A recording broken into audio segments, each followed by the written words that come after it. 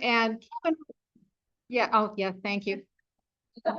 Thank you. I have my note. I'm supposed to say it's ready to record. Anyway, so Linda does a lot of research for the program. So I'm very grateful for Linda for supporting Kevin. So Kevin can do these wonderful programs too, because it's a team effort, right? It takes both of you. So anyway, Kevin has a magnificent shell collection, Kevin and Linda. Kevin grew up in the Florida Keys, where he became a shell collector at an early age. Even through high school, Kevin's collection and documentation of shells of the Florida Keys was well recognized amongst his peers. His college years were spent in Key West, where he had hundreds of shrimp boats, lobster boats, and other commercial fisheries saving shells for him. By the time he graduated from FAU with a degree in biology, he had already amassed one of the largest private collections of Caribbean shells. Since then, through diving, dredging, netting, trapping, and continued work with many commercial fisheries around the Caribbean, his collection has grown into the largest private collection of Western Atlantic shells in the world. Kevin has had numerous shells named after him that he discovered as a new species from his night diving and deep sea trawling around the Caribbean. His collection has been published in numerous shell books and scientific journals. Kevin is frequently invited to speak at the Conchologists of America convention, which is going to be in Bradenton this year, and at shell clubs. And he has judged shell shows from all over the world. And I just found out last night that he is a phenomenal photographer to boot. So Kevin, we're just thrilled to have you here. Thank you. Hi.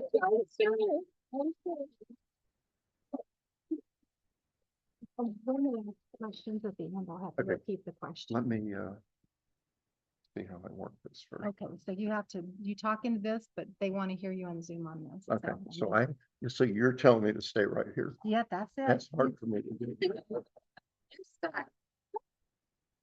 Okay.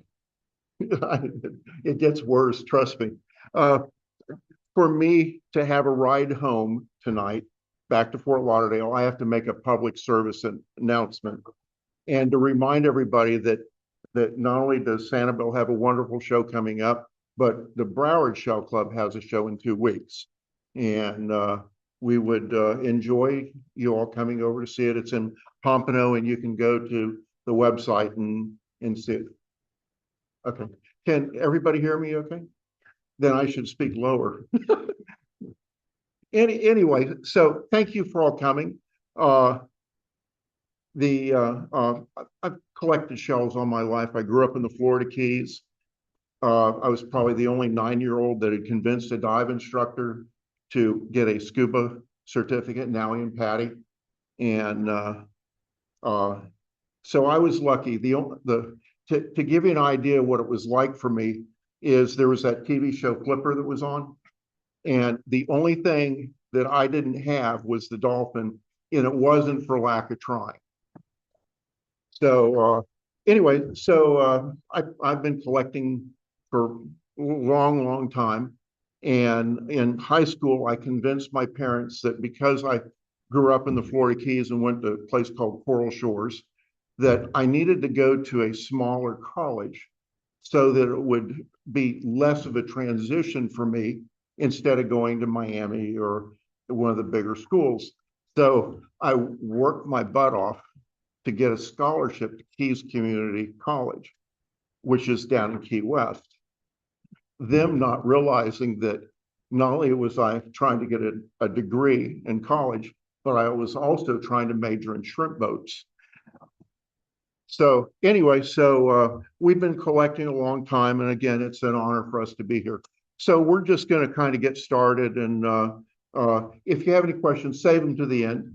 And hopefully by then you will have forgotten your questions, so they won't be as hard for me to explain. My collecting started diving for tropical fish. One of the first shells that I found was an angular triton. And once I started finding shells, I collected less fish and collected more shells. But the program today is kind of a trip around the Gulf and the South Florida. and looking at the different fisheries and the mollusks that have been collected. Some of them are not collected anymore, not because they're rare, but the fisheries change. And I was very lucky to be growing up at the time that I did because I had access to all this. I was probably the only 10-year-old that was going out and collecting tropical fish, selling the tropical fish, and buying dredgings from Riley Black and the different people that were going out and selling bushel baskets of sand from 100 fathoms and stuff like that. My parents never got used to that. They didn't understand why I was buying sand and stuff like that, but I enjoyed it. So anyway, some of the pictures in here are I borrowed from Dale Bittner. Dr. Olnick at FAU gave me some pictures to use, and just to help tell the story and make it more interesting. So the place, Key West in the Florida Keys is just an amazing area. Is the focus okay? Okay, yeah, that I took that one. Anyway, so there's numerous fisheries in the Florida Keys, and some of them still exist. The shrimp fishery has disappeared because of the importation of shrimp from other areas, and that's what killed the shrimp fisheries and stuff. But lobster and all the different other things. So these are some of the lobster traps that they put out, and that with a small opening is a stone crab trap. The lobster fishery is really interesting. Lobsters are found all the way up to the spiny lobsters found all the way up to North Carolina and all through the Gulf. Most of the fishery is in shallow water in the Florida Keys and Southeast Florida. But in recent years, and even they were experimenting this when I was down in Key West, they were starting to fish for lobsters in 300 and 400 feet of water.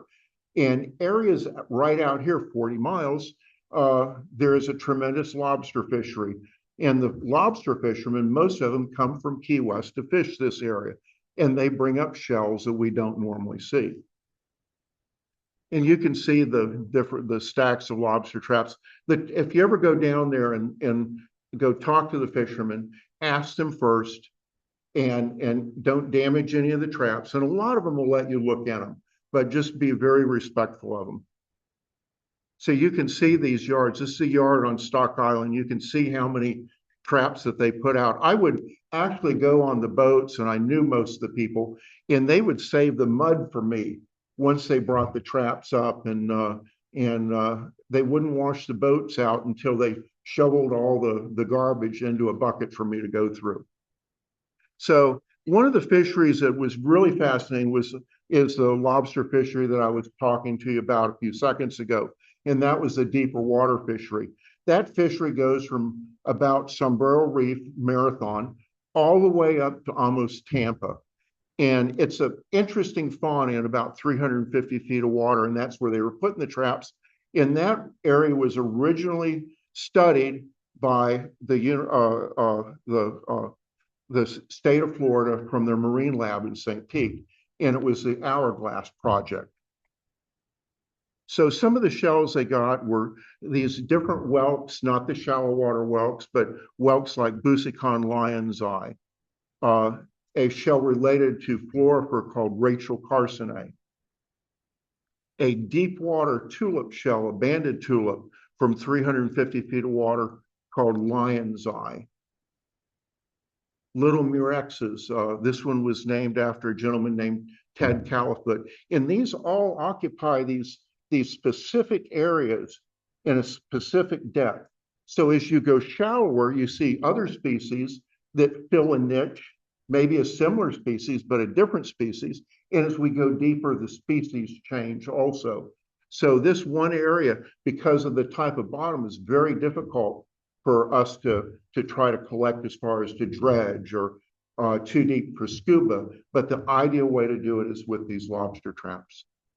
So the reason, like I said, I went to Key West was because at the time I was down there, and I still get stuff from the shrimp boats. And later on, I can tell you a story about me getting in trouble with this one over here. But at the time I was down, there was probably 500 shrimp boats that would fish out of Key West. and Stock Island. And in the summer, there was maybe 50 boats. But in the winter, all the boats came from Texas, South Carolina, and all fished out of Key West. And it was just crazy. So that all this was a learning experience for me.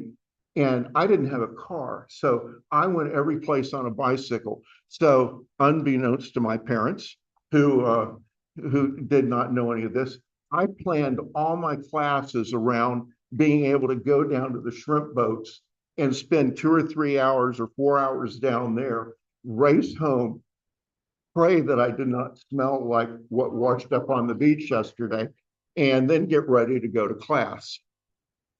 So one of the shells that we all want to find here and everywhere else are Junonias. Well, not all Junonias are created equal. And if we look at these here, starting from the left, the shell on the left is the shell they call butleri.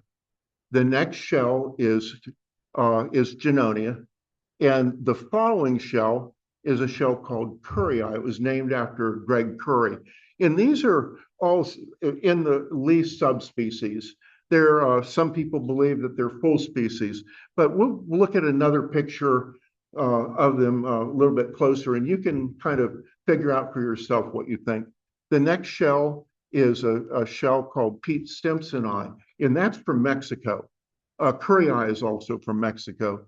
The next shell is from off Alabama, and that's called Johnstonia.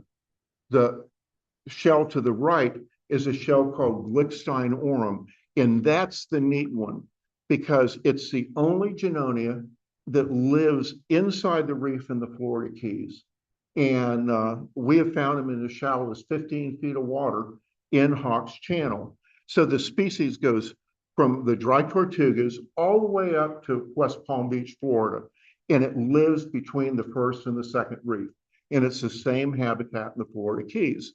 And you know, when you have species of anything that become isolated like that, they actually do take on some differences. And if you can look at the slide, you can see how different they are. So here we go. This is the hardest part for me, is trying to remember all this stuff. But anyway, from number one, that is the shell called Glickstein aurum. The next shell, number two, is the Junonia. Number three is the Currii. Number four is Simpsonorum. Number five is Butleri. But if you look closely, you can see that the tips of the shells are not the same. Even if you don't believe me, just nod or, you know. Anyway, so these are the ranges of these things. I'm not good at colors, so that's not orange. Anyway, so the reddish color is the ranges of Junonia, or the shell that we all hope that we find on the beach here. The dashed line down the Florida Keys all the way up to Lake Okeechobee is the shallow water Glickstein aurum. And then in the North Gulf is where they find Johnstonia. Now, in Mexico, they get orange is Butleri, red is Simpsonorum, and the green is the Currii. So they live in different habitats. A lot of times somebody will see a shell and it'll say found off Key West, but it doesn't give us all the information because it doesn't tell us what depth it lived at, what is the habitat. And these are all important for us to understand as far as what the shell is. So life is cruel. I'm 17 years old, riding a huffy bicycle that it looked like I had outriggers on it. So I had all these buckets and stuff so I could go down and get shells from the shrimpers. So I discovered that the boats come back to South Florida and the Keys and even Fort Myers in November. So I also discovered, which at that age was very beneficial, is that the girls on the shrimp boats like shells. So my specialty was not only to ask everybody to the point of annoyment if they had shells or not, but was also to look for the boats that had the girls on it. So the boats that came from Rockport and Freeport, Texas, in all these places, it's a different fauna there. And one of the shells that they got was this winkle trap called Mitchellii. And oh, I looked all over trying to asking and trying to tell them I'll give you $3 for every one of those you find, or a 6-pack of beer. But the anyway, so I get on this one boat, and this girl, half hippie and maybe close to 10 most wanted. So the shrimp boats were also a place where if you wanted to escape, it's a great place because you're offshore, so no one can identify you. But anyway, so I go on this boat, and this girl says, I've got a bunch of shells. She had maybe 20 or 30 of these. Guess what she did with them? She had punched holes in them and made them into a necklace. Anyway, so this is one of the cymatiums. This is called Krebsii. This is also from off the Florida Keys and all the way up to here. Distorcio McGinty. This is the Deepwater banded tulip shell. We have our shallow water one. This is called Tortuganum. The shallow water one is called Huntaria. This is a spindle shell called Temesis. Oop, I failed this. I took a class on this earlier and I failed it.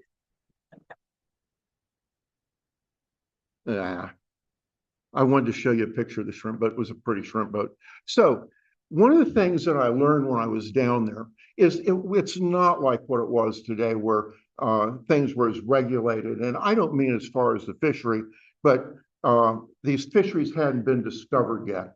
So for about a 5-year period, they allowed the American shrimpers out of Key West in the winter to go over to Mexico and shrimp. So they would go over in a group with a freezer boat, and they would stay over there for 3 or 4 weeks. So I didn't know any of this. So I'm down there at the boats, and I see all these new boats that I'd never seen before. And they would go over in groups and fish in Mexico.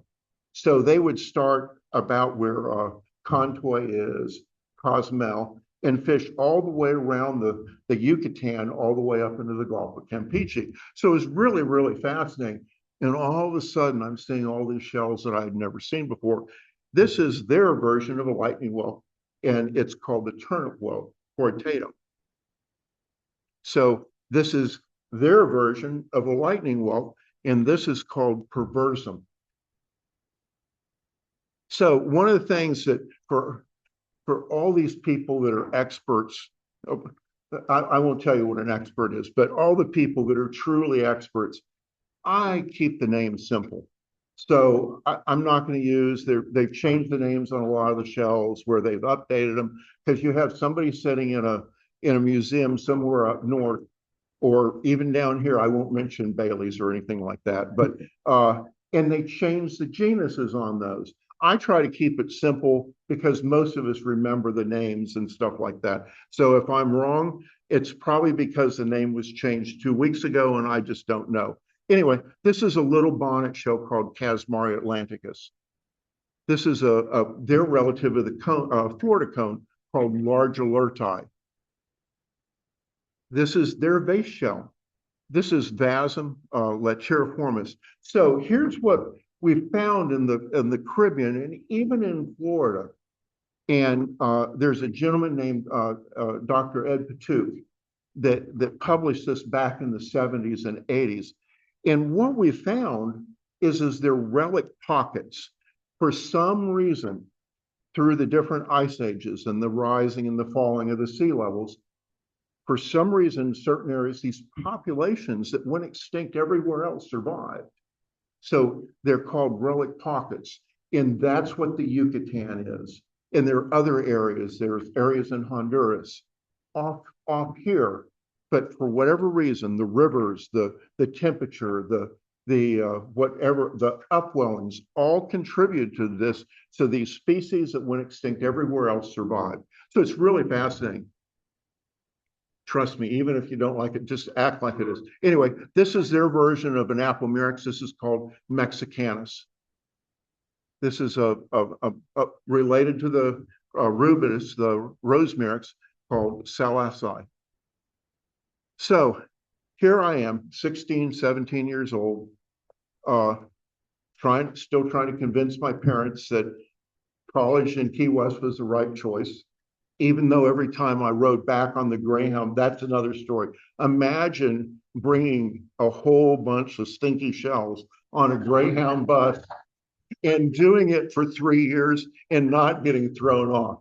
So often I would give the drivers like little slush money and stuff like that. And finally, it got to the point where there were regular people that rode this bus. And this is down the narrow highways down the Keys. So, you could almost wave at the person that was passing you or give them a high five.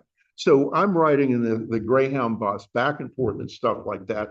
And I was meeting all these people that I just didn't comprehend. So I was down at the boats one day and I saw a new boat I'd never seen before. It was from Cutoff, Louisiana. So I go on the boat and the lady comes out and says, may I help you? And I said, I'm interested in shells. And she says, I don't have any shells for sale, but I want you to see what we have. And this was back 1978, 1979. And this shell wasn't even named then. And it was eventually named after him. And this is called Scaphella McGinn-Oram. And I met Barbara McGinn. And they were shrimpers that dredged for shells and trawled for shells and things like that, and had a huge collection. And this is the other species. They got another related to the Genonias. And you can look and see, look at the early world, see the dots and stuff like that. But because of speciation and all these relationships, they've separated. So this is another version of our bonnet that we find in shallow water, but this is called the Royal Scotch bonnet. So, our little gaudy Natica, is that the common name, called Natica canarina? Well, in the Yucatan, remember we were talking about these relic pockets. The Natica canarina there, this is unnamed. It's a new species. It's been known for many years. And if you've ever found one of our local Naticas, the animal has like little racing stripe pattern on it. This animal is blood red. And but anyway, just one of those shells that you just don't expect to see. Okay, this is another version of our banded tulip. This is called Branham's tulip, and it's endemic to that area. It's from Brownsville, Texas, all the way down into the Yucatan. This is another species named Bullisii, and it has a similar relative in off Florida. Cooey spindle, Cypria cernonamensis. So one of the things that was neat, I didn't take pictures of any of these people. I was on these boats and got to meet all these people. And one of the shrimpers that I got to meet was a man named Dan Steger. So Dan Steger probably doesn't mean much to any of you, but he was one of the early 50s and 60s and 70s collectors, lived in Tampa. And one of the areas that he fished was an area called Cabo Cochi. And he would shrimp there, and he also collected shells. And he brought many new species for people to see. So this is a cone from Cabo Cochi, and it's a cone shell. And this one's undescribed. That's only known from one specimen. And that is a shell that I got on one of the shrimp boats. Okay, this is a deep water cone related to the flora called Conus senatorum. We all know the flamingo tongue. Most people have heard of the flamingo tongue. If you go to the museum, they have some sea fans and have some live ones. This is a deep water one. This is from almost 500 feet of water and lives on white gorgonians. And this came from the shrimpers.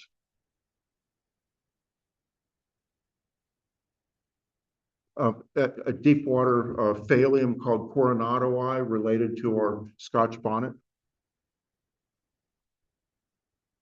A deep water morum called denisoni. This is those of you that are involved in the Shell Museum. This was a lost species. It was named in the 1960s, and it's also related to the flamingo tongue, and it was named after R. Tucker Abbott. But this specimen was collected by Dan Steger. It's only known from 4 or 5 specimens. This is called branch eye related to our bow eye from deep water. So one of the things that fascinates us and keeps us going, and any of you guys are new collectors, there's very few hobbies that we can get into where we can go buy books, and there are books for sale here, and actually find things that may be new to science. So one of the shells that I got from the Dan Steger collection was this auger shell, a little terebra. And it's the second largest terebra in the Western Atlantic. The largest is the flame auger. And this shell was known from only one specimen in our collection.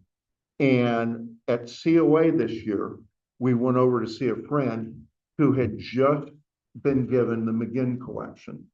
And the McGinns had collected in Kawakochi also. He had 3 small specimens of this. And so we did a little collaboration. And in March, it's going to be named after us. So the next fishery we're going to talk about is the scallop fishery.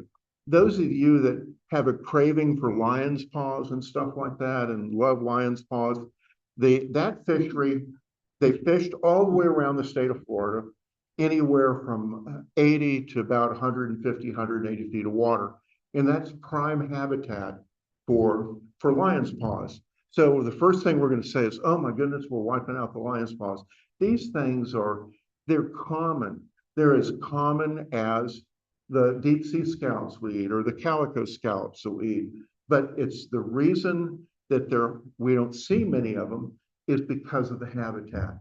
So they may be abundant in nature, but we just don't see them. So during that time period, I spent a lot of time annoying the scallop fisheries when I wasn't annoying the shrimpers.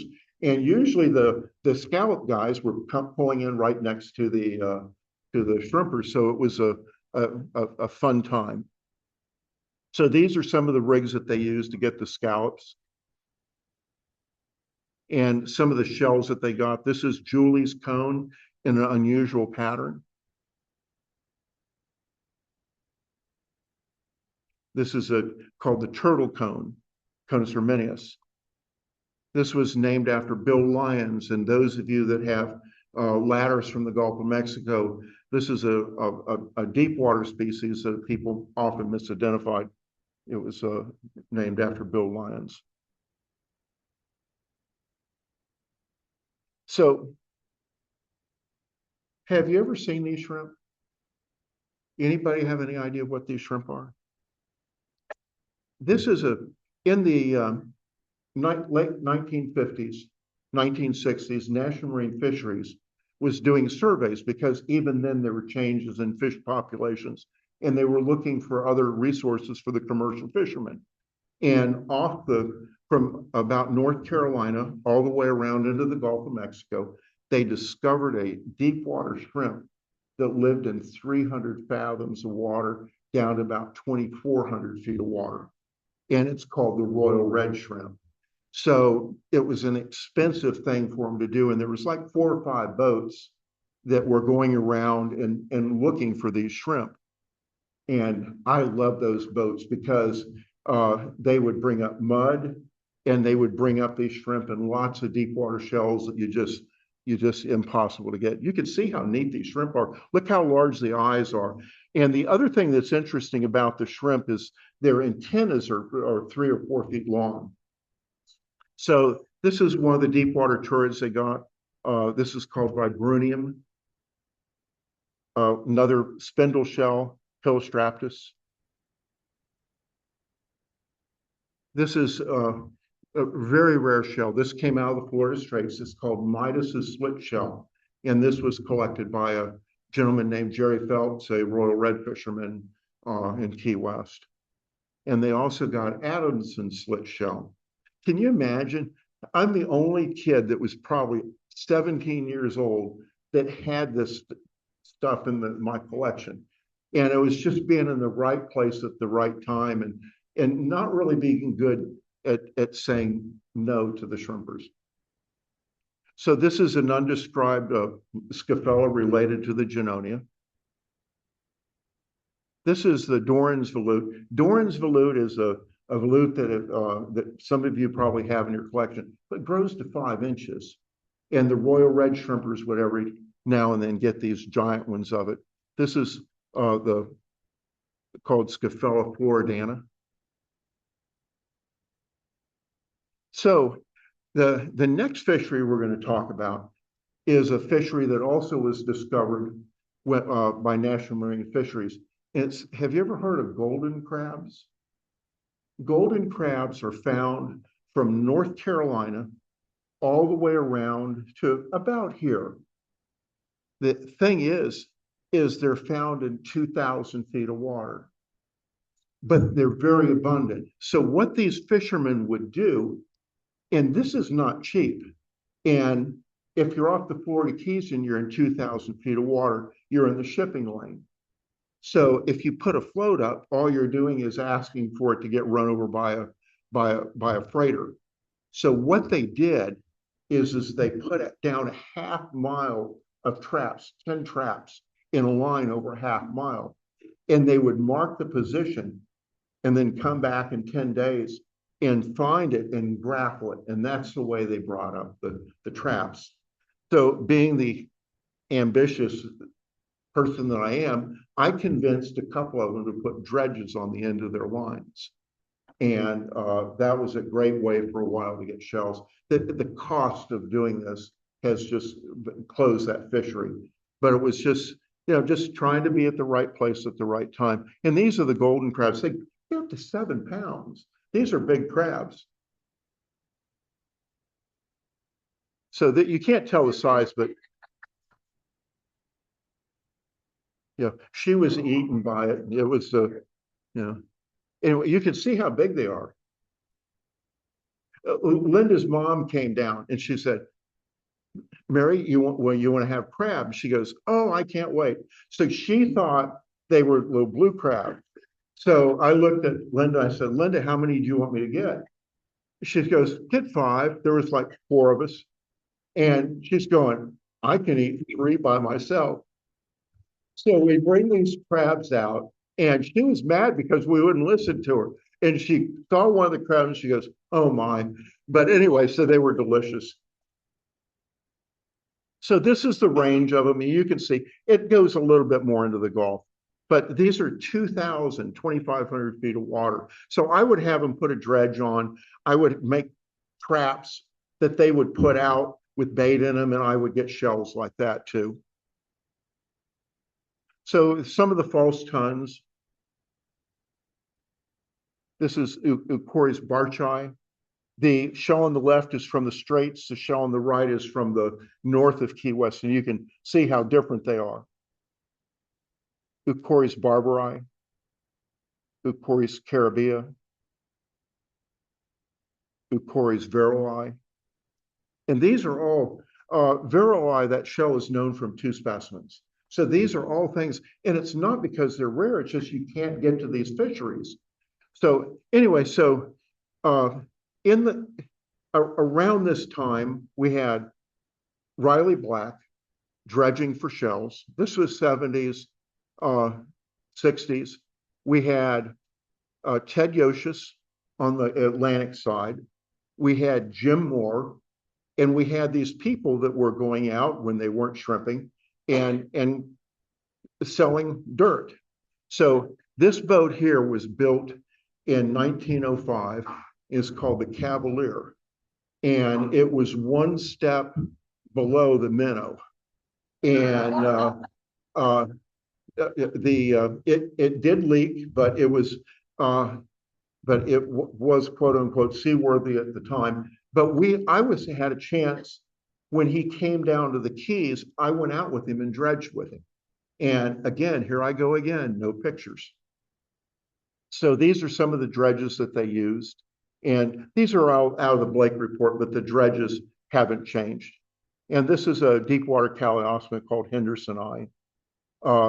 These are the different maize cones. On the left is Rain's Eye, that's the shallowest water one. The middle one is May's Eye, and the shell on the right is McGinty Eye. This is a Deepwater epitomium called Pillsbury Eye. This is a lattice called Paul Eye, Ductilityrus. This is our largest limpet. This is called Diodora tanneri, and it was named for the captain of the Albatross, which was one of the early research vessels. It was, fun fact, the Albatross was the first boat that had electricity. So little spindle shells, Benthalis, Aponoides, and this is called Eucosmius. They changed the name to Excavatus, but somebody got tenured probably because of that. Oop, okay, this is our only abalone. This is called Haliotis portulaci, and you would have to get 1,000,000 of them to get a meal. They're less than an inch. This is our largest miter. This is Mitra swainsoni antillensis. See, this is, I need to confess, this is one of the hardest things about doing one of these programs. You're forced to put pictures in that you normally wouldn't put in. But this was a shell that was collected by Jim Moore, and it was named after Linda. So what I did was I said, okay, we'll put this shell in, but I get to put a shell in that was named after me. So we compromised. And Natica gethti, a little Natica similar to the shallow water ones. This is, I think we got a battery issue. Niso hendersoni, some deep water murexes, Bowdenensis, Stimsoni, a murex called Consuela. And this is if you look in the shell books, these are all lumped together. The shell on the right is actually a separate species named Linde. The middle one is Floridana. And the shell on the right was named after Dan Staker, and they're all from different locations. This is a deep water typhus called Sowerbii, a miter called Hendersoni. So now we're going to go deeper. We're going to go out into the deeper water and 100 fathoms, 150 fathoms. And this was Riley Black and Ted Yoshes, National Marine Fisheries, the state of Florida. So all this material is just very uncommon to see. And since you're here, you don't have a choice. Anyway, so these are some of the dredges that I've used to dredge that deep. And some of these photos are also from my friend Dale. And you can see the mud and stuff. This is Dr. Olnick from FAU, and they're using an otter trawl where it's like a small tri-net from a shrimp boat, and they drop that down and drag it in the deep water. Okay, one of the things that I wanted to show you guys is these are the deep water Junonias, and they're obviously different species from our Junonia and stuff, but these are called, this was lumped together as Scaphella dubia, but they're actually different species. The shell on the right is called Georgiana. The second shell is Schmidti. The third shell is dubia, and the fourth shell on the right is called Kyneri. Kyneri is unique because it's just found in shallow water, and the first specimens that were collected washed ashore on Dolphin Island. The others are really, really deep water. So you can see the range. The purple is Kyneri, the orange is Schmidti, the red is I'm sorry, the red is Schmidti, and then the green is Georgiana. And you can see, even though they look the same, they have different ranges and stuff like that, and they're obviously different species. Another deep water species called Marianae. This is Robusta.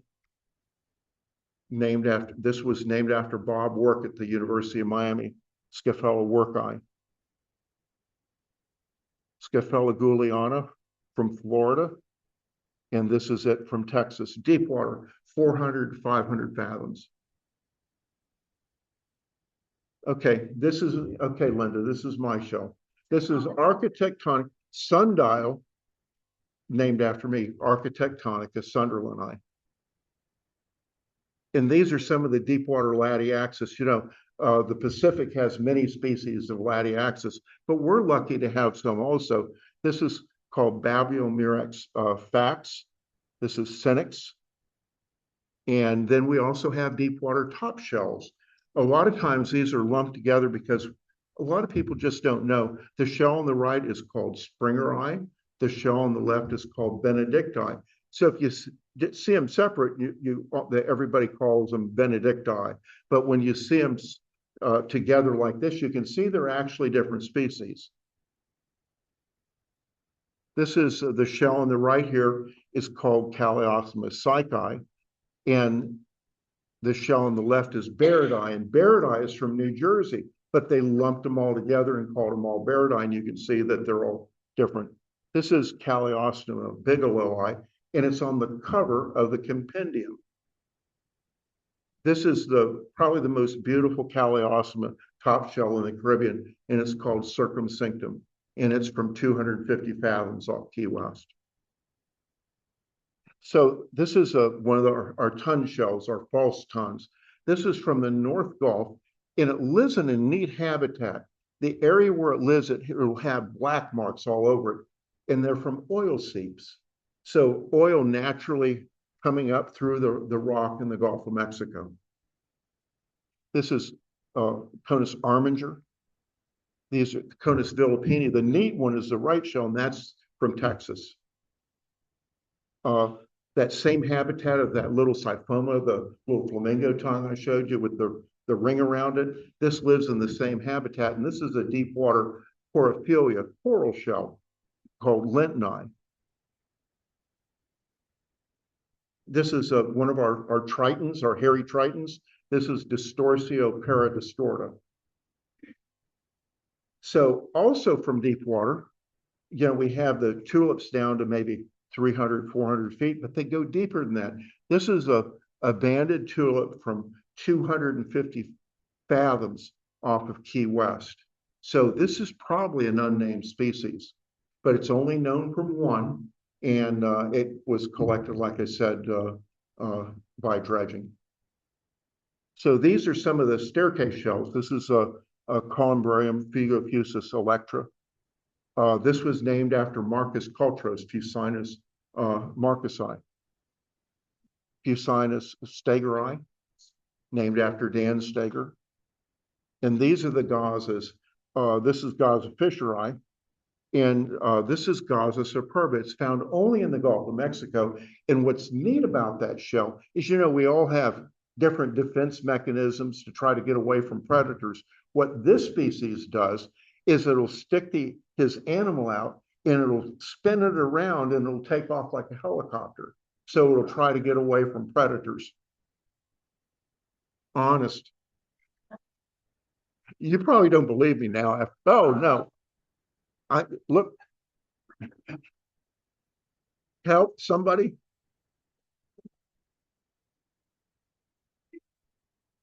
Well, thank you very much.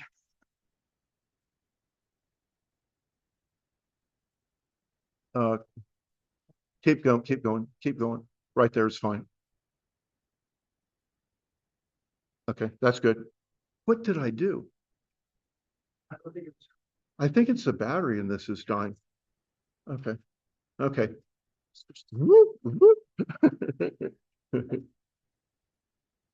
We would have lost the NASCAR race if we were changing tires.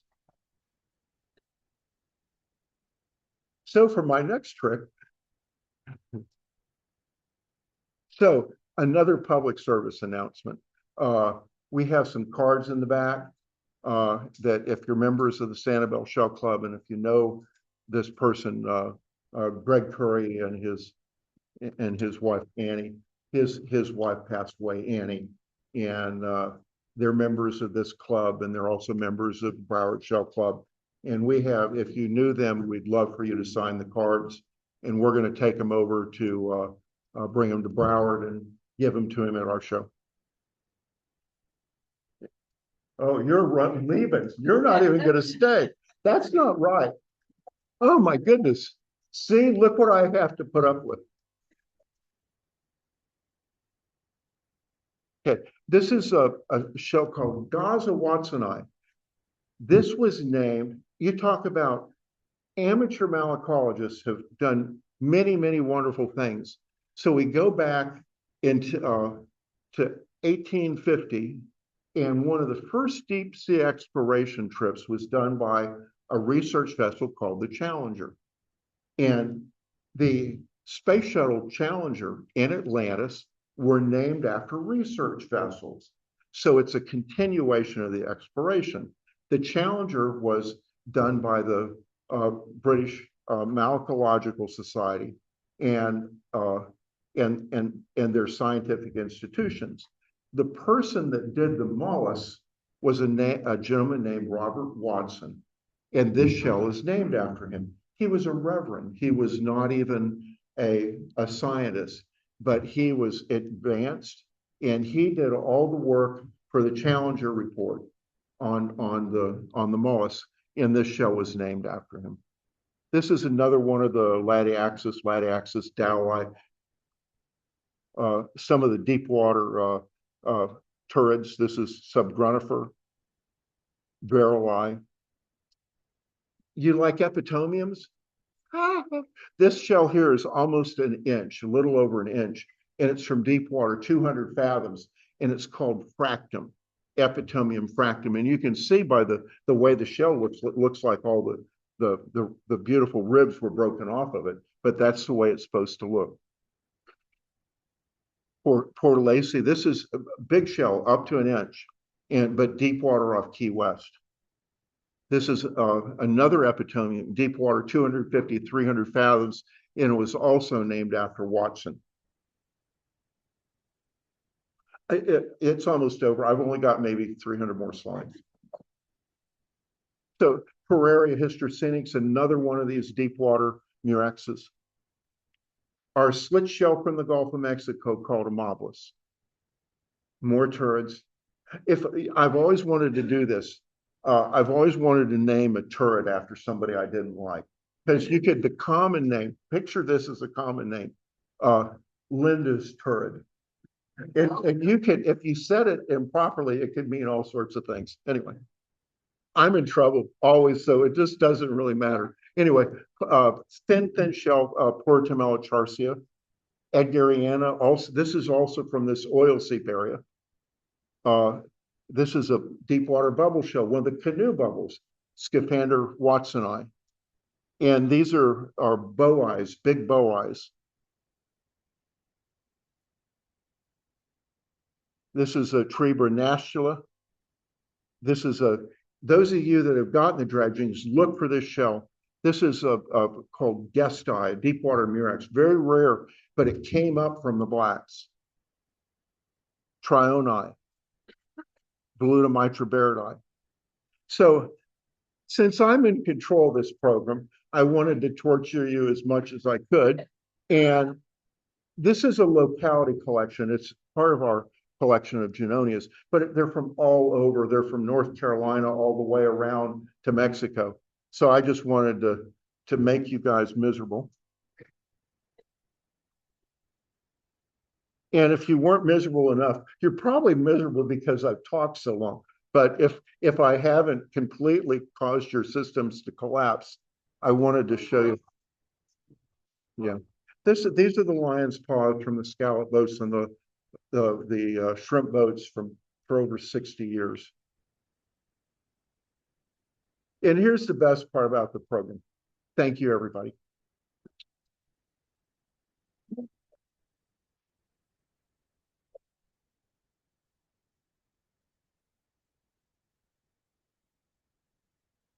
Questions from anybody else? Yes.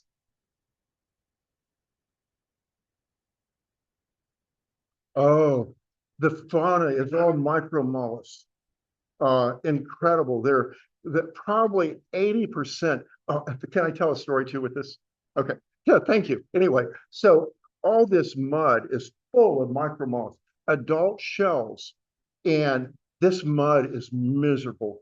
So I had this experience. My neighbors hated me for about 2 months after this until it finally washed off the trees. So we had a 4-year-old that for some reason liked Linda and I, and would come down, and one day I'm in the backyard and I'm sifting this mud, and the mud is like latex paint, and it's called pteropod ooze.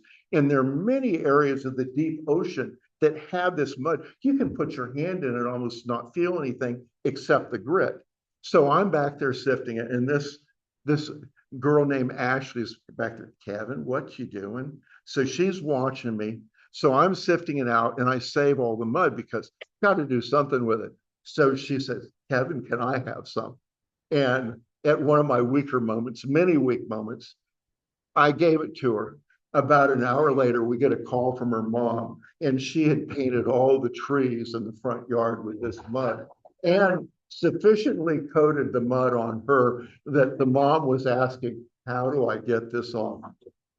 So make a long story short, Dawn detergent does work, but the spin cycle you have to be real careful with because you want to make sure that the kids can breathe.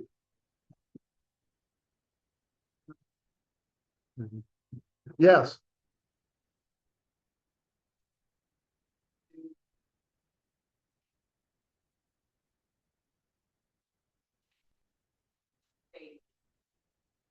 And things like the water temperature. Yeah, it's genetics. So because I've only found a few lion's paws, but what I found is that they come in every color, but some of the colors are very rare. White is impossible. Black, they come black. They come purple. And all these colors are really rare, but it's just like any other scalp or any other shell. They're color variations. And some of it's food and some of it is just genetics. If anybody else have far more knowledgeable than me wants to say something about that, but it's really fascinating. But yes, food, there's a cypri and they're a little deer cowrie that's from the North Gulf. Really fascinating shell. We bid on it. We know who you are if you try to bid against us, but it lived on a wreck. And because it lived on the wreck, it absorbed the minerals and it colored the shell a light orange. And that's unusual, but it's environment, it's the species, it's the genetics, all these things not wanting to stand out. We have all these spiny oysters that live in the deeper water, and they live on wrecks, and they live out in the sand and on rocks, and they cover themselves in sponge so that we can't see them. So, there's all sorts of things that enter into it. Anybody else? Yes. Yeah. Bigger, so they got more shells from the pressure. But then you have small ones that are exactly. So it's kind of, believe it or not, it's kind of the opposite. A lot of the shells in the deep water are very thin shelled, and a lot of them are barriers. But we have the same habitats in deep water we do in shallow water. We have rock formations, and there are certain species that live there. I had a shrimper come in with his nets destroyed to the point where it almost sank his boat. And it's on the charts now, and it's from west of Tampa, probably 80 or 90 miles. And on the charts it says reef. And that's impossible for a reef to be there. But what it is it's a forest of black coral. And he brought in a piece of black coral, and they didn't know what it was. And they literally chopped it up with an axe to get it out of his nets. But so there's all sorts of things there. We know more about space than we do about our oceans. And it's unfortunate, and it's not shell collectors, it's not people doing things, but it's just the changes in our ecology. There's species that live on the reef that we've not even discovered yet that may be extinct before we even know that they're there. So we're so lucky as amateurs to be able to go out and look in these places and see these things and to find things that we wouldn't even dream exist. Yes. Kevin, so the beach is just getting chill. What you're getting up is the whole land. Yes. Is that species identification? Are you just looking at the shell, or are you looking at the live? Yeah. That's a great question. I hate to say it, and I'm glad we're not selling tomatoes, but I collect live shells. I don't collect a lot of live shells, But here's what's so important is I collect quality shells that are special. So I had an opportunity back in the 1980s. Okay, repeat the question.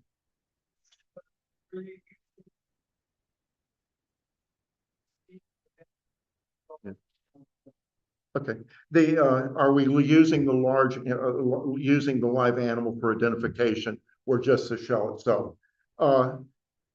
In the 1980s, I made trips to Honduras, and we're very close friends with people at the American Museum, and they sent us a paper of a little cerith that was named. The cerith grows to 3.5 inches. It was known from one specimen. It was collected at a mud bank, and they thought it was a fossil, but they named it because there was nothing like that in the Caribbean for 2 million years. It was found in the Pleistocene and these, hundreds of thousands of years ago. So we didn't know it, but we found a relic pocket. The first dive we made, every species of mollusk we found was undescribed. So what kind of service would we have done if we had not collected the animals? And we didn't go crazy. We collected shells but so it was scientifically important for us to do that. But the other thing we found was that cerith that they had known from one specimen and named it. It was named after Emilio Garcia, Cerithia-Clavis garciae. But we found it alive. So I got back from Honduras and we called Walter Sage. And the next day, Joe Halbert from the Smithsonian was at the house. And he was the one that named it. And I collected 27 of them. Oh my God. But we gave half of them, the animals and the shells, to them for study. It would be like you walking out at Ding Darling. You'd have to be drunk to do this, and finding a dinosaur. And that's literally almost what we found. So it's just, there's no better hobby for us to find stuff. So the more we know and the more we read and stuff like that, the more we educate ourselves. Anybody else? Thank you.